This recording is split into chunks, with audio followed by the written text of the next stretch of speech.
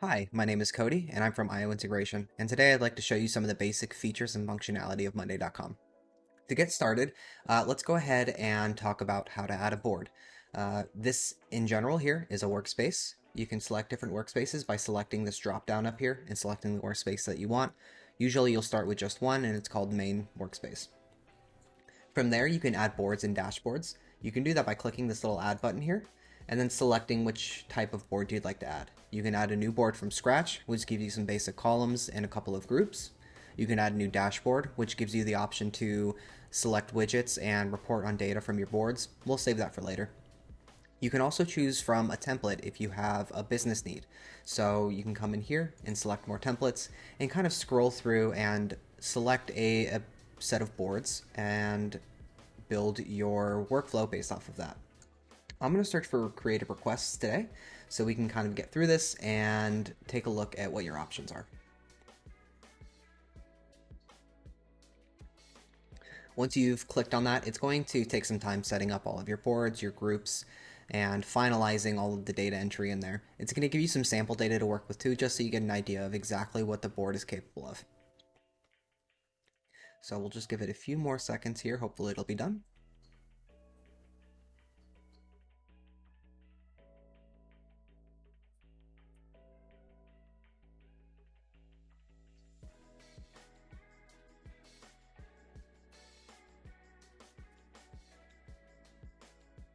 All right, and now the board has been created. Just to kind of go through what we're seeing here now, this is your main table view. This is the view that you'll be dropped into whenever you create a new board, and usually the view that you'll be dropped into anytime you visit a board. Each of these sections here are called groups, so open requests, working on it, and done are the different groups to signify where in the workflow these items are. These are items or rows for tasks, for recording data, for whatever you need. In this case, they're going to be the creative requests that come through. Now that this board has been created, why don't we talk about what some of these columns are? To start, here's just a long text column. In this case, it's being used as a description to describe some more information about the item.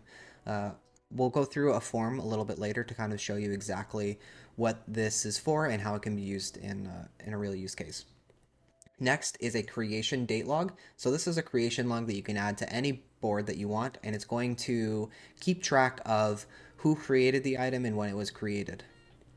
Next is a status column. In this case, it's being used for priority to signify the priority of the item. The next one is a people column. This is where you can assign tasks to people. So I can assign this to myself, and now I'll know that I'm the person working on this item. Next is a due date column or a date column. This is where I can enter a date to understand when an item might be due, or to signify anything related to a date. It doesn't even have to be a due date. Then we have a status column, much like the priority column that we have there, except this is more about statuses on where the item is in its process.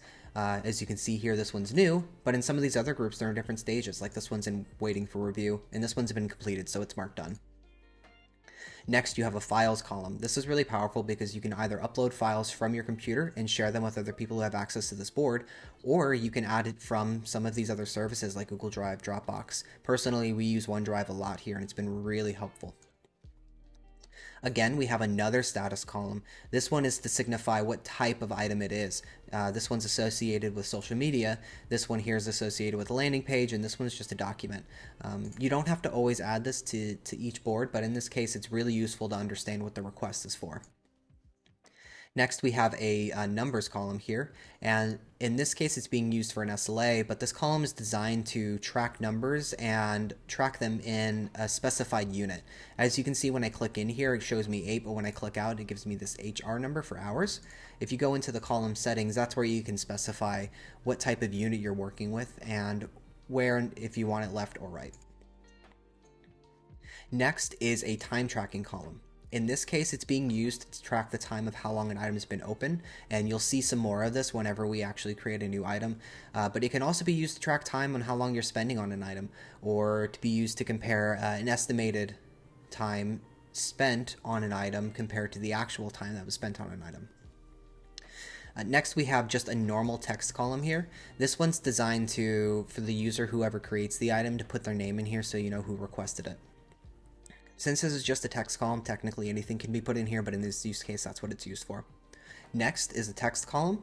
This one's being used for emails, and as you can see, whenever you put an email address in here, it hyperlinks it so that way you can click on it and it'll open up your default email application and allow you to send an email to that person. Next is another text column. This one's being used to track the phone number.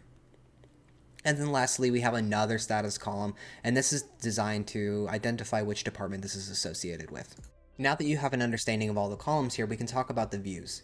Views are designed to give you a different view into a board based on the data that's in here. You can filter on all of these columns and change views based on the filters of those columns. As you can see here, we've got some views up here already, but if I click on all requests, you can see that this view doesn't change, and that's because it's not being filtered.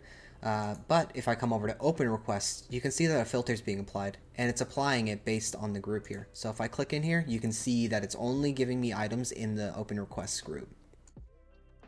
The same goes for this closed request, except it's filtering based on the closed group.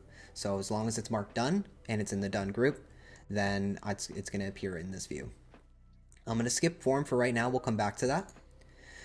Right here is a team workload view, and this allows me to see how many things are assigned to different people. Right now, I only have one person assigned to an item, and that's myself. But if I actually go back to the main table view here and assign this maybe to some other people, like Jenna, or to let's find Mina. I can then go back into this team workload, and you'll see it'll compare how many items are assigned to each of these people. That way I can come into a graph and just get a better understanding of how the workload's being spread. Along with that, another view is a status breakdown. Just in a quick pie chart, it shows me a breakdown of all the statuses in here. Since we only have 3 items, it's split equally across the pie chart, but as we add more items and change statuses, this will update. And then last, we're going to come back over here to this form view. So the form view is designed to give people who don't have access to Monday, or people you don't want really messing around in the board, an opportunity to create an item. What you can do is you can actually edit the form here, so that way certain columns show up in there, but others don't. As you can see here, we've got a required and hidden, so I can make something required, so it has to be filled out in order for the item or the form to be submitted. Or I can hide it altogether if it's something that doesn't need to be seen in the form when they're filling it out. We're going to leave this as default, but just to show you exactly what that looks like, I can click on preview here, and it opens a new tab, and this is what it looks like for anyone who has access to that form. Let's go ahead and add an item now. So I'm just going to call this test, and I'm going to say this is a test for now. And I'm just going through and applying the data on all those columns that we were talking about earlier. What's neat about the calendar or the date columns in here, you can actually just click on the choose a date here and select a date there, or you can even just select today and it autofills it with today. I can add files, I can grab them from my computer to put them in a form, or I can leave it blank for now and just ask the person who has access to the items in cloud service to add them for me later. One way around that too is you can add in a links or a text column and just to paste in a link to the item if it's in a cloud service, and that'll also attach it to the item. Coming down here, I can select the type of request it is. Let's just say this is a social media request. I'm going to go ahead and put in my name. I'm going to go ahead and put in my email. I'm going to come down here and put in our phone number. And select my department. And then I'm going to submit. This is how you know that it's been submitted correctly. So now I'm going to go ahead and close this tab. And if we go back to our main table view, we should see a new item in here in test. And it's applied all the data that I applied there in the form, which is really helpful. So one thing that makes boards really powerful and kind of work automatically for businesses is automations. If I come in here, you can see there's already one predetermined automation that when a status is changed to done to move it to that done group. And that's going to be really helpful, but I think I want some more stuff in here. So I'm going to come in here and find the recipe so that way whenever an item is created, it's going to start that time tracking column that we had before. So as you can see, I wanted to work with a time tracking column. So what I've done is I've just searched track, and that gave me some of the recipes associated with time tracking here. So I can do when a status changes to something to start time tracking, and when it changes to something else, it can stop. I can just change the status of something and stop the time tracking, or I can change the status of something and start it. I think I'm going to want to go with this one here and just say when its status changes to, when status here changes to new, I want to go ahead and start time tracking using the how long it's open column. And then whenever I want it to stop, I'm going to use done. So I'm going to say when it changes to done, stop the time tracking.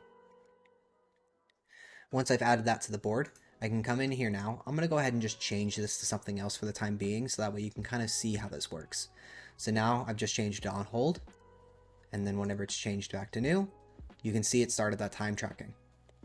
And now, whenever I click done, it's going to not only move it to the done group, but it's also stopped that time tracking column, so I know exactly how long this has been open.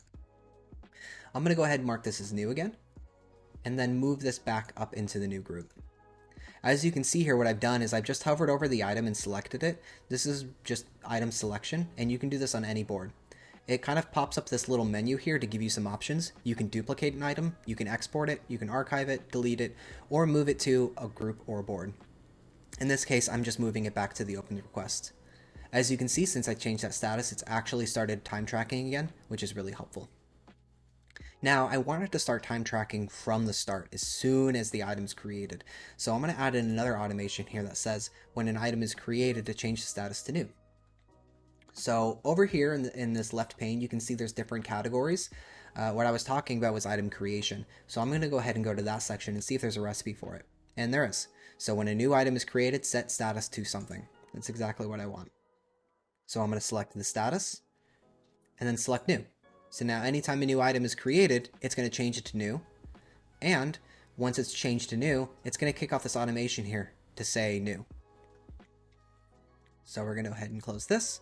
And if I actually go back to that form view and go back into the preview, we'll go ahead and fill it out and do another item. We're going to call this one test 2. I'm not going to add a description this time. Let's make this a low priority. Set it for today. This is a presentation.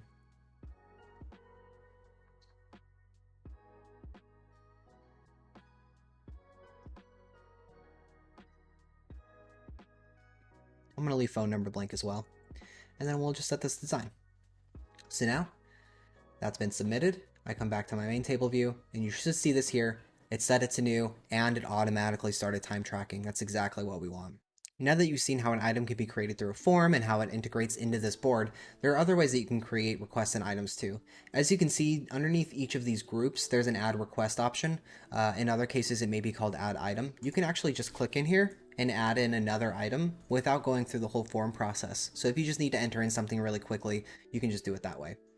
It's really helpful, but it doesn't fill out any of your column information, so you have to make sure that you go back and enter that information there. Another important piece with items too is the item views or the item cards. If I actually click on the name of one of these items, it pulls up this nice view here to show me updates and the activity log, but you can add different views into the item here. Something that's really helpful is an item card, which then gives you the same information that you see here in the board, but specifically to this item. This is a view that's used a lot whenever you're viewing items from a dashboard or viewing items from another place that links back to the item here. There are also many other views that you can add in here, and that's something that you can contact us to get more information about, but there's a lot of functionality associated with items and the item views that are in here. Another really important piece about boards is integrations. They're very similar to automations, except they integrate with external applications, so that way you can bring data in from an external database or send things out like emails or chat messages. I'm not going to show you how this works today, but again, you can contact us and we can go through any of these specifics if you need it. Okay, another piece, and you may have noticed a change in here, is that you can actually archive items. I'm going to go ahead and archive this item right here by selecting it and then clicking archive. Once I've archived an item, it actually lives forever in the archive space, and to restore it, you can click on the board menu up here, come down to board settings, and then go to archive history. As you can see here, there's my original test that was archived earlier, and then now there's the one I just archived now, and I can restore that, or restore both of these, and go back to the board, and as you can see, it restored both of those items. Because of our automation, they're coming back in as new, so they're kicking off the automation for tracking how long it's been open. Now I want to set up automations to move these things through groups. There's already one for done, but maybe I want it for other things. So let's come in here and we're going to go ahead and create a new automation, and it's going to be based on a status change. So there's this really helpful recipe here called when a status changes to something, move the item to a group. So I want to say when the status changes to working on it, we want to move it to the group working on it. I'm going to add that to the board.